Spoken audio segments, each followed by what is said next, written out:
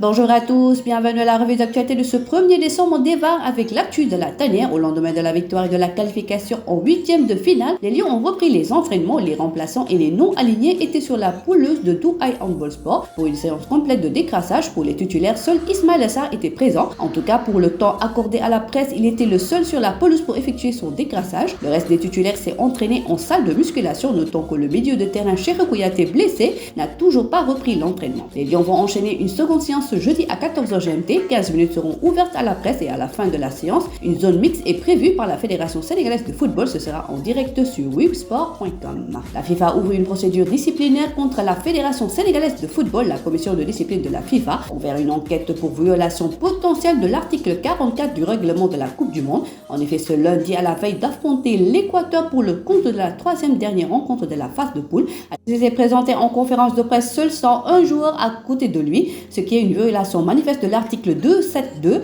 du règlement de la Coupe du Monde relatif aux médias et marketing, mais aussi de l'article 853 du règlement de l'équipe.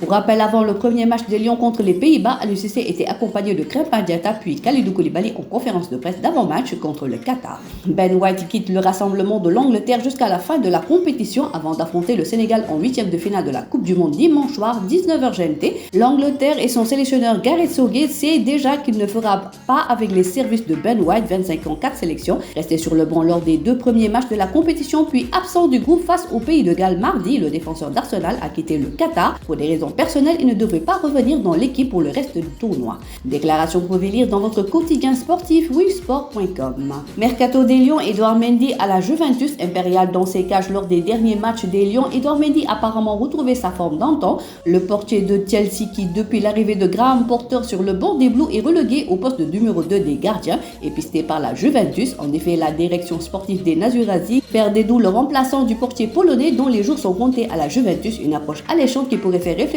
l'ex-gardien du Stade Rennais de plus en plus contesté à Londres. Autre Lion convoité en Europe, Boulaye Dia, le joueur de la Salernitana, 6 buts et 2 passes décisives en Série A, est pisté par Everton qui manque de tranchant en attaque depuis le départ de Richarlison en été à Tottenham. Ajoutez à cela la blessure de Dominique Calvert-Lewin, les Toffees ont besoin de se renouveler devant et dès la reprise du championnat d'Angleterre. Ainsi, quoi de mieux que d'avoir dans son effectif le numéro 9 des Lions qui a pour le moment inscrit un but en Coupe du Monde. Franck Lampard voudrait s'attacher les services de Boulaye Dia après la Coupe du Monde, donc durant le mercato d'hiver de janvier 2023. Ismaël Jacobs, fortement courtisé en Allemagne, étincelant à chacune de ses apparitions avec l'équipe nationale du Sénégal dans cette Coupe du Monde. Le latéral monégasque serait actuellement courtisé par plusieurs écuries européennes, notamment 3 clubs de Bundesliga. Toutefois, ces clubs pourraient se heurter au refus catégorique du club de la Principauté, de qui exclurait toute vente de Ismaël Jacobs, natif de Cologne, même si un prêt n'est pas à écarter. Arrivé sur le Rocher à l'été 2021 en provenance du FC Cologne contre la somme de 7 millions d'euros, le joueur de 23 ans a disputé 57 rencontres, toutes compétitions confondues depuis la dernière saison